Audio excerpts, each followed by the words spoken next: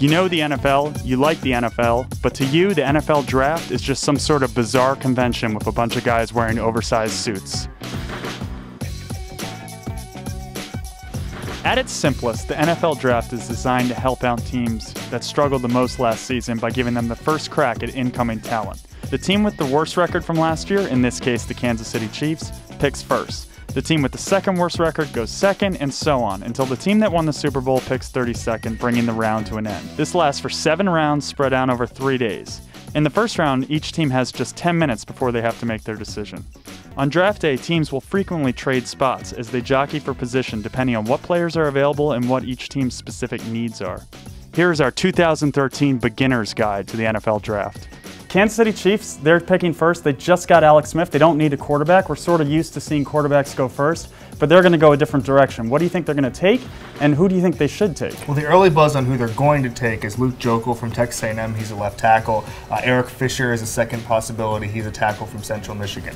Now, who should they take? Probably Deion Jordan from Oregon. He's a kind of a jack of all trades on the Oregon defense. You know, when you have that first overall pick, my belief is you take a freak athlete, somebody who can make plays. So we will see some quarterbacks taken in the first round. I mean, there are a lot of teams that need quarterbacks. How long do you think we'll have to wait till we see one taken? Probably won't have to wait too long because most of the teams picking early in the draft are picking there precisely because they don't have a franchise quarterback.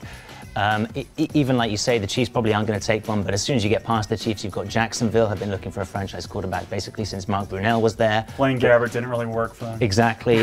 The Raiders. Most people seem to think the first quarterback to be taken is going to be Geno Smith, the West Virginia quarterback who put up some crazy numbers in college last season.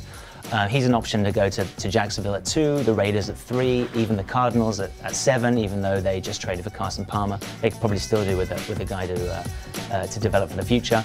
If it's not Geno Smith, it could be Ryan Nassib at 8 to Buffalo. The new Buffalo coach is Doug Marrone, who was at Syracuse. Ryan Nassib was the Syracuse quarterback, and he could take his own guy. All right, the name that everyone knows who will be drafted Thursday is Manti Te'o for obvious reasons. All that other stuff aside, what kind of player is Manti Te'o going to be, and who do you see targeting him? Well, he's going to be a solid linebacker. You know, even before all the scandal with the fake girlfriend and all that, he had a pretty bad game against Alabama. So he's not a superstar. He's not a top 10 pick.